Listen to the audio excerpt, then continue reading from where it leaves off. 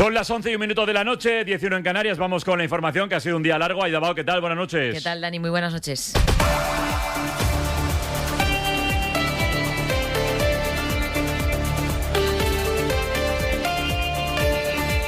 Carlos Mazón comparecerá mañana públicamente tras un periodo de reflexión y después de haber hablado varias veces esta tarde con Alberto Núñez Feijóo. Lo confirman fuentes de Génova y del propio PP valenciano, después de un fin de semana de muchísima presión entre las filas populares para que el presidente dimita.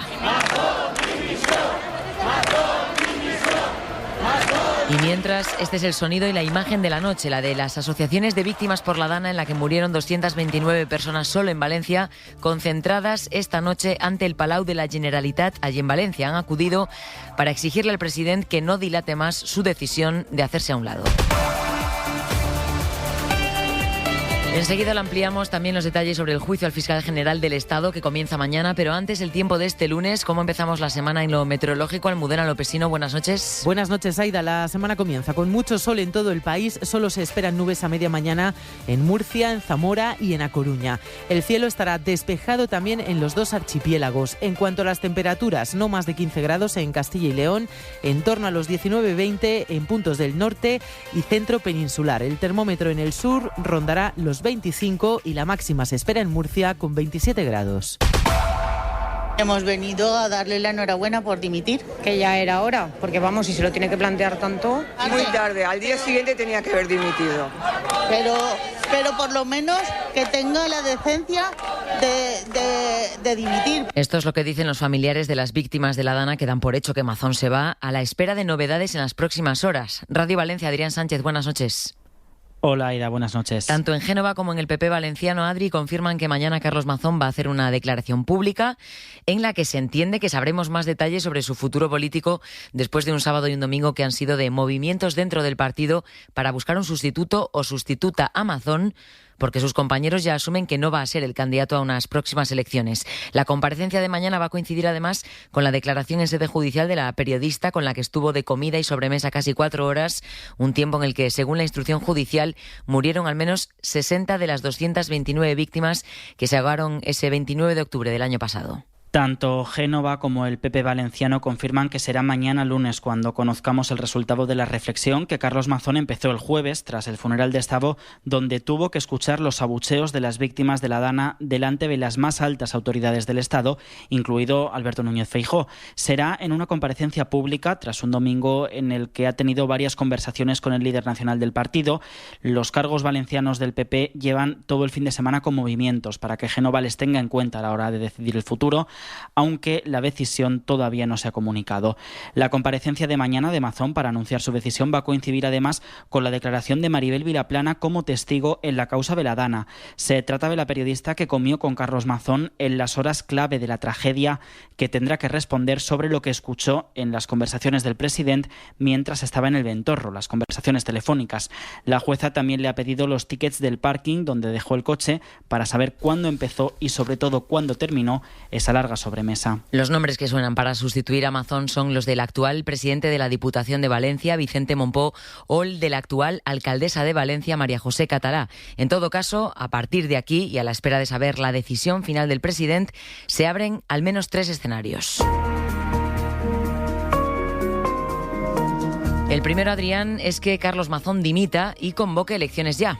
Si es así, lo anuncia esta semana, se disolvería el Parlamento valenciano y el PP tendría que designar a un candidato o candidata para esas elecciones. La ley electoral valenciana establece entre 54 y 60 días para los comicios, aunque la fecha final dependería de cuándo se publique el decreto en el Diario Oficial. Estaríamos hablando ya del mes de enero o de finales de diciembre. Otro escenario es que Mazón deje el cargo y el Partido Popular Valenciano ponga un presidente o presidenta interino hasta las próximas elecciones. Aquí la cosa podría complicarse porque ese presidente interino debe ser diputado autonómico y sobre todo contar con los votos a favor de Vox, ya que el PP no tiene mayoría absoluta. Si Mazón dimite y no convoca elecciones, se abre un nuevo proceso de investidura y la presidenta Belén Corts tiene que contactar con los portavoces de todos los grupos para proponer un candidato. Ese candidato debe conseguir la mayoría absoluta en primera votación o la mayoría simple en segunda votación para convertirse en presidente. En ambos casos necesitaría el apoyo de la ultraderecha. Desde la primera votación empieza a correr el reloj reloj electoral. Les Corts Valencianes tienen 2 meses desde entonces para elegir nuevo jefe del Consell.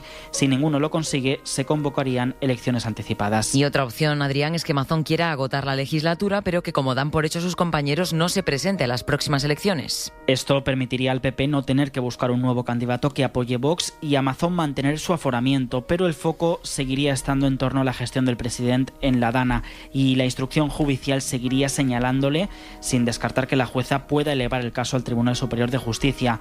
Como ves, Aida, no hay solución buena para Carlos Mazón, que ya ha reflexionado durante todo el fin de semana. Veremos qué decisión comunica mañana. Bueno, pues en Génova hoy se han limitado a anunciar que habría contactos. El presidente Feijóo y Carlos Mazón van a mantener una conversación en la que van a analizar el contexto político de la Comunidad Valenciana. Esto decía Cuca Gamarra esta mañana a preguntas de la SER, dando ya la pista del líder nacional, de que el líder nacional se estaba moviendo un año después, eso sí, para que Mazón tomase decisiones. El antes y el después lo ha marcado sobre todo el funeral de Estado del miércoles, en el que el presidente valenciano recibió insultos y abucheos por parte de los familiares de las víctimas, aunque durante toda la semana el PP ha ido poco a poco dejando solo a Carlos Mazón, también dialécticamente. Adrián del Pozo, buenas noches. Buenas noches, Aida. La semana en el PP empezó esquivando las preguntas sobre el futuro de Mazón. Feijóo el lunes. Hay mucho tiempo para hablar de lo que ustedes quieran. Desde luego esta semana conmigo no cuenta. El martes Feijóo ya habló de explicaciones. Se tendrán que dar todas las respuestas que sean necesarias y el señor Mazón tendrá que explicar. El miércoles fue el día del funeral. Tras esta imagen y este sonido de Mazón siendo abucheado e insultado por los familiares de las víctimas, tanto el presidente como el PP guardan silencio. El jueves el PP estaba centrado únicamente en la comisión Koldo en el Congreso, pero Mazón dijo que iba a reflexionar y que en los próximos días iba a comparecer, pero... No hay ninguna noticia política, no hay ninguna previsión política más allá de lo que les acabo de decir. Pero parecía descartar su dimisión. El viernes llegó el gran cambio en el PP. Esther Muñoz... Yo no sé si debe seguir o debe renunciar, es una cuestión que le compete únicamente al señor Mazón. Lo que sí le puedo decir que las víctimas tienen derecho a buscar culpables. Tanto en estas declaraciones en La Sexta como en una comparecencia de prensa, es el señor Mazón el que debe decidir su futuro político. Ponía así la pelota de la dimisión claramente en el tejado de Carlos Mazón, enseñándole la puerta de salida. El anuncio hoy de Cuca Gamarra de esa llamada entre el líder del PP y su varón más polémico ha sido la puntilla al fin de semana horribilis del presidente de la Generalitat. Este es el discurso del Partido Popular y después están el resto de partidos. Desde el gobierno, Adrián, dicen que Mazón no puede seguir más en su puesto. Y lo ha repetido hoy mismo Óscar Puente. ¿En qué cabeza cabe que hubiera que someter a las víctimas a ver a quien consideran su verdugo en el funeral en el que rendían tributo a sus familiares? Los socialistas valencianos han reaccionado además tras el anuncio de la comparecencia de mañana de Mazón. Todo lo que no sea dimitir y convocar elecciones es faltar el respeto a los valencianos, escribe Diana Morant. En Compromís escriben: mañana podría ser un gran día, y han desplegado una pancarta de Mazón dimisión frente al Palau de la Generalitat. Y más allá de la izquierda, a Mazón le ha salido un aliado fuera de su propio partido. En Vox, Santiago Abascal se ha erigido en su defensor. En un post en redes ha escrito que el mayor culpable de la Dana es Pedro Sánchez y que algunos, en referencia al PP, no tienen coraje para defender a los suyos, que Sánchez resiste gracias a la ayuda del partido de Feijóo. En Extremadura, se lo estamos contando hoy, el descontento que viven entre las filas del Partido Socialista porque Miguel Ángel Gallardo vaya a ser el candidato a las elecciones que ha convocado María Guardiola para el próximo 21 de diciembre. Gallardo, procesado en la causa judicial contra David Sánchez, que recordemos es el hermano del presidente del Gobierno, es también el hombre que dimitió como presidente de la Diputación de Badajoz para rápidamente incorporarse como parlamentario y así conseguir el aforamiento, algo que el Tribunal Superior de Justicia de Extremadura rechazó al considerarlo un fraude. Con ese descontento, Ser Mérida, Ana Gaviro. Aunque de manera oficial se destacaba la unidad en la designación de Gallardo como candidato, parece que ni ha sido tan unánime ni tan tranquila según dejan entrever algunas fuentes socialistas. De hecho, la reunión del comité regional que ratificaba a Gallardo se alargó más de lo previsto, según nos dicen, por las voces discordantes que se escucharon fundamentalmente de miembros del partido en Cáceres, demarcación a la que pertenece Miguel Ángel Morales, actual presidente de la Diputación cacereña, que ya el martes se expresaba así. Más que los intereses personales de cada uno. Los ciudadanos son lo importante. El Partido Socialista Obrero Español, que es un partido que ha cambiado esta tierra, que ha cambiado España y que está por encima de los personalismos. Lo cierto es que nos apuntan el malestar con Gallardo en Cáceres se ha acrecentado tras los 2 procesos de elección a secretario general a los que el villanovense ha concurrido y en los que se enfrentaba a rivales de esa provincia. Estos no habrían encontrado suficiente representación dentro de los cargos orgánicos de la formación, lo que podría estar en la base de ese descontento. Y en Andalucía, la asociación Amama acusa al Partido Popular de falta de sensibilidad después de que un diputado popular dijese que el viernes que seguramente se contarán con los dedos de una mano las mujeres afectadas por los retrasos en los cribados del cáncer, que según la propia Junta de Andalucía son más de 2.000 y que según Amama podrían ser incluso 20.000. De hecho, el Defensor del Pueblo acusa a la Junta de Moreno Bonilla de falta de transparencia por no estar facilitando todos los datos de las afectadas. Radio Sevilla, Javier Márquez. La presidenta de la asociación Amama denuncia la falta de sensibilidad del portavoz del PP, Pablo Enzal, quien señaló que al final los casos de fallos en el cribado se contarían con los dedos de una mano. Ángela Claverol. Si fuera su madre o su mujer o su hija o su hermana, no podrían hablar como están hablando, porque esto se trata de sensibilidad, ya sea una o sean 6.000, esto se trata de sensibilidad. Por otro lado, la Consejería de Sanidad aún no ha remitido a la Oficina del Defensor del Pueblo andaluz los datos que les pidieron hace 3 semanas para la investigación abierta en la Defensoría. Entre otras cuestiones, por qué no se informó, el número de mujeres pendientes de estudio, el tiempo de respuesta o el papel de la nueva Comisión Asesora de Cribados. Jesús Maeztu, en declaraciones a la SER en Andalucía. Les recomiendo que aceleren más porque llevamos 3 semanas que se la hemos pedido. Con estos datos fidedignos de la propia Administración y la dirección del SAS, haremos ya nuestro pronunciamiento objetivo, imparcial y para que esto no se vuelva a repetir. También ha lamentado que todo el tiempo que pasa provoca desapego del sistema sanitario público. Ni yo ni mi entorno filtramos ningún correo, es evidente. Esa es una razón por la que el fiscal general del Estado no debe dimitir. Como usted comprenderá, el fiscal general del Estado no se dedica a filtrar correos por la noche. Es el fiscal general del Estado, Álvaro García Ortiz, que el pasado enero defendía su inocencia en el canal 24 Horas y que mañana se va a tener que enfrentar de forma inédita en democracia a un juicio en el que se le acusa a él de un delito. García Ortiz está imputado por revelación de secretos después de que la Fiscalía intentase desmentir el bulo difundido por el entorno de Ayuso de que la Fiscalía estaba ofreciendo un pacto a su novio por una supuesta defraudación fiscal, cuando la realidad es que era su novio quien estaba solicitando ese pacto. Pedro Jiménez, buenas noches. ¿Qué tal? Buenas noches. El juicio va a durar hasta el próximo día 13 de noviembre. Juicio contra el fiscal general por un presunto delito de revelación de secretos cometido al haber filtrado el correo con la confesión de los delitos fiscales del novio de Isabel Díaz Ayuso. El juicio en el Supremo arranca con las cuestiones previas, después comenzará la tanda de interrogatorios. El lunes, turno, entre otros, de la fiscal jefa de Madrid, Almudena Lastra, que manejó el correo que se investiga y se opuso también a emitir la nota de prensa para desmentir el bulo que fabricó el jefe de gabinete de Ayuso, Miguel Ángel Rodríguez, para proteger a su pareja, que había sido la Fiscalía la que había ofrecido un pacto al comisionista para cerrar la investigación por fraude fiscal de la que está pendiente de juicio cuando todo sucedió al revés. Será el martes cuando declaren Mar, el novio de Ayuso, y su abogado Carlos Neira, que envió esa confesión a un mail genérico de Fiscalía de Madrid y también a la Abogacía del Estado. Álvaro García Ortiz será el último en declarar. El tribunal ha reservado 6 sesiones, un calendario muy apretado, pero este viernes el presidente Andrés Martínez Arrieta se reunió con las partes y le pidió un esfuerzo para que cumplieran con el calendario del juicio, que a diferencia del procés no se retransmitirá por streaming. Las defensas y la Fiscalía piden el archivo. Alberto González Amador, 4 años de prisión para García Ortiz, y una asociación de fiscales eleva esa cifra a los 6 años de cárcel. Por el Tribunal Supremo van a desfilar estos días decenas de personas, entre ellos 40 testigos, Almudena. En total son 40 testigos, 8 fiscales, 11 guardias civiles de la UCO, 12 periodistas, 2 jefes de prensa, 4 políticos, el denunciante y la pareja de Isabel Díaz Ayuso. Álvaro García Ortiz declarará el próximo día 12, será el último en hacerlo. El juicio se alargará durante 6 jornadas. El martes 4 de noviembre será el turno de González Amador, del novio de Isabel Díaz Ayuso. Ese mismo día declarará el jefe de gabinete de la presidenta madrileña, Miguel Ángel Rodríguez. El juicio será a puerta cerrada en la Sala Segunda de lo Penal del Tribunal Supremo y solo podrán entrar 50 personas como público, entre ellos los 20 periodistas que están acreditados. El impacto político de este caso volverá a calentarse todavía más a partir de mañana. El PP sigue pidiendo la dimisión del fiscal general y en el gobierno no creen que deba irse porque sostienen es inocente. Carlos Sevilla, buenas noches. ¿Qué tal? Buenas noches. Sí, dice el Partido Popular que el fiscal general tiene que elegir entre ser leal a Pedro Sánchez o ser imparcial y dimitir antes del juicio. Un juicio que, según su vicesecretaria Cuca Gamarra, es un ejemplo más de la corrupción institucional del gobierno. Un juicio que sitúa a las instituciones democráticas ante un abismo como consecuencia directa del sanchismo. La institución que está llamada a perseguir el delito se sentará en el banquillo de los acusados.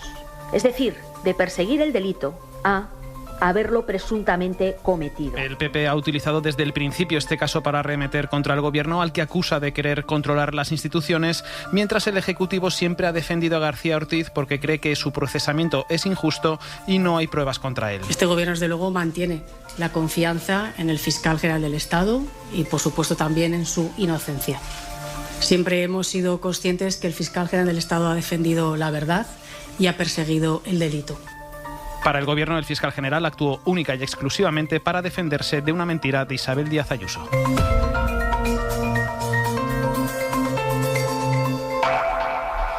Hablamos ahora de vivienda y de algo que ha ocurrido esta semana en Madrid. Mari Carmen, de 87 años, ha conseguido que al menos de momento se paralice su desahucio porque hay un informe de servicios sociales que dice que la mujer se encuentra en una situación de vulnerabilidad, aunque la decisión no es definitiva. Las administraciones tienen ahora un periodo de 4 meses para darle una alternativa habitacional. El caso es que un fondo buitre la quiere echar de la casa en la que ha vivido durante casi 70 años, una casa de renta antigua con un contrato del año 1956. Y en eso es en lo que queremos pararnos hoy. ¿Cómo funciona la renta antigua y cuántos contratos de este tipo quedan en España? María Ibáñez. Quedan alrededor de 126.000 en España, según el INE. Erika Sánchez es especialista en derecho inmobiliario. Estos contratos, celebrados antes de 1985, permiten al inquilino mantenerse en el inmueble durante toda su vida. En ese año, en 1985, el conocido como Decreto Boyer puso fin a la renta antigua, pero las que ya existían antes mantuvieron las condiciones de la Ley de Arrendamientos Urbanos de 1964, cuando se aprobó este tipo de alquiler. Pueden producirse hasta un máximo de 2 subrogaciones. Es el derecho de los cónyuges y de los hijos del inquilino inicial a residir en el piso en caso de fallecimiento, siempre que hayan convivido en ese domicilio. El cónyuge que mantendrá el contrato hasta su fallecimiento y, en su defecto, los hijos del arrendatario, quienes podrán mantenerse durante un plazo de 2 años o hasta que cumplan 25 años. Y se mantienen los términos del contrato original, como la renta. Pago 230 euros al mes. 250 euros. Solo se actualiza en función del IPC, si así se pactó desde el principio. Yo vivo en Sevilla, soy una inquilina de renta antigua. Escuchamos a Sacra. Y ahora mi vivienda es de un fondo de inversión internacional y sé que van a intentar echarme de una manera o de otra. Hemos recabado algunos testimonios de personas con renta antigua y lo confirman. No escapan a la especulación ni a los intereses de los fondos de inversión que compran bloques para poner a alquileres de temporada. Arturo, vecino de 83 años en Barcelona, María José, de Málaga. Presionan porque nos han quitado el ascensor y somos personas muy mayores que no podemos movernos. No arreglando los distintos desperfectos que tiene el bloque. Lara de Paoli es abogada especialista en vivienda. Hay bastantes casos de estos, de restar rentabilidad, el tenerle ahí, sobre todo porque es por tiempo indefinido. A este carácter indefinido en los alquileres residenciales, como en la renta antigua, quiere volver Sumar. Con este objetivo presentó en febrero una proposición de ley en el Congreso.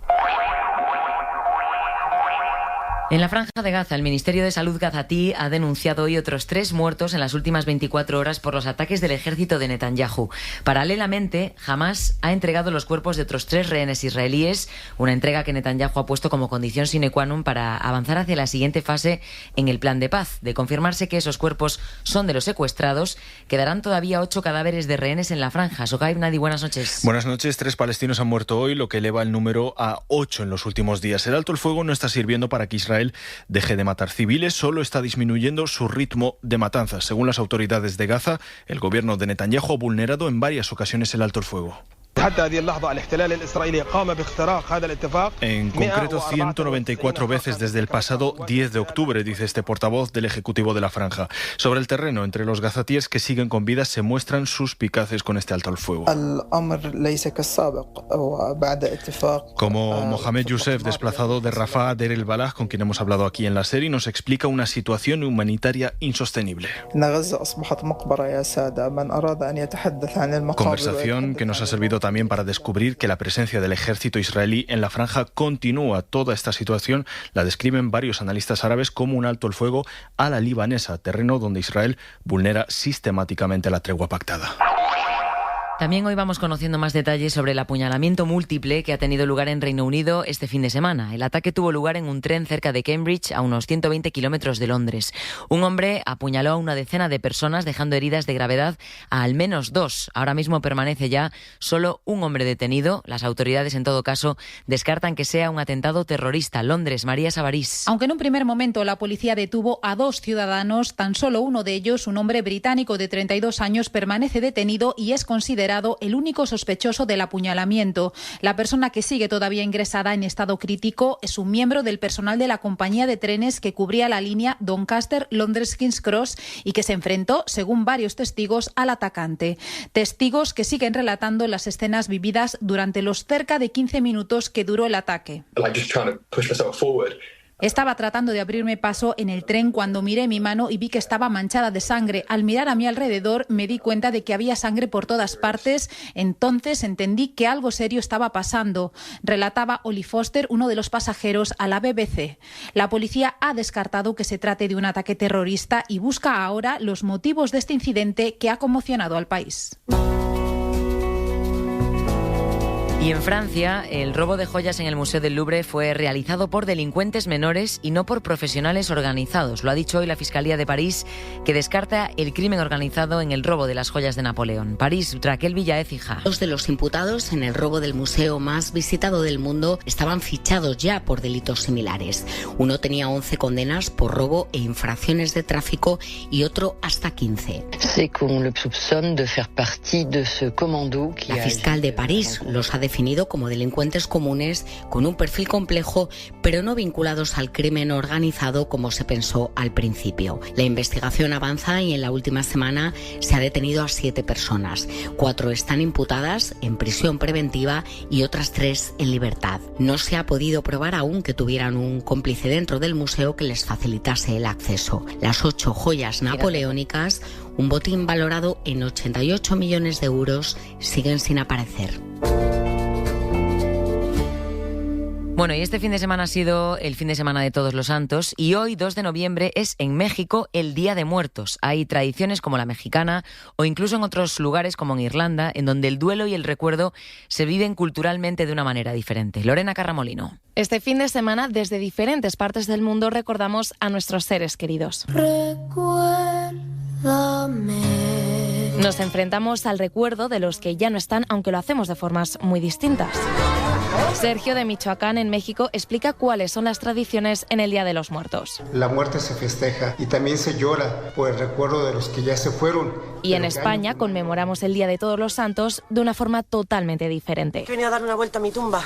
Con este airazo no hay manera de tenerla limpia. Costumbres que se reflejan incluso en las películas. Tradicionalmente son las mujeres quienes limpian las lápidas y luego se reza en silencio, como cuentan Concha y Carmen, que viven en Villalgordo del Marquesado, un pequeño pueblo de Cuenca. Se limpia el cementerio, luego rezamos allí. 2 maneras de recordar a los que ya no están que impactan también de forma diferente en nuestra mente, según la psicóloga experta en duelo, Valeria Moriconi. En culturas más tanatofóbicas, el duelo tiende a vivirse con más sensación incluso de culpa o de vergüenza. Pero no solo existen este tipo de rituales que, según la psicóloga, son necesarios para superar el duelo. En Haití, por ejemplo, se procesiona camino al cementerio al ritmo de los tambores durante el Guedé, como se conoce allí esta festividad. Mientras, en Escocia,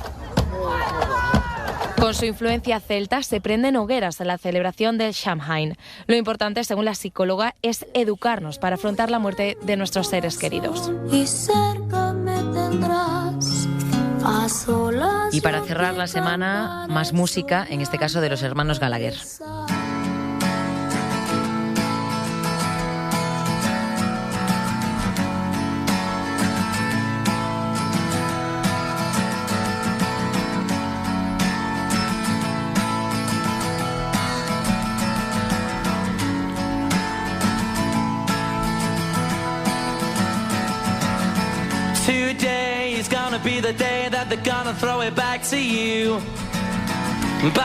Es que me quedaría escuchándola entera, pero no se puede. Hombre, son grandes, claro. Hemos traído Wonderwall porque esta canción, este himno, ha cumplido ya esta semana Dani, 30 años. Dios mío, qué mayores somos. Es que es alucinante. Pensaba que íbamos a cerrar con Coco, que es más reciente, es un peliculón. Lo que pasa es que no me he podido resistir. Bueno, está Soy bien. una fan, sorry. Somos unos viejazos, hay que admitirlo. ¿Qué le vamos a hacer? No pasa nada, lo importante es cumplir, ¿no? Pues Desde luego. Gracias, Bao. A ti, Venga, buena seguimos. semana. Chao.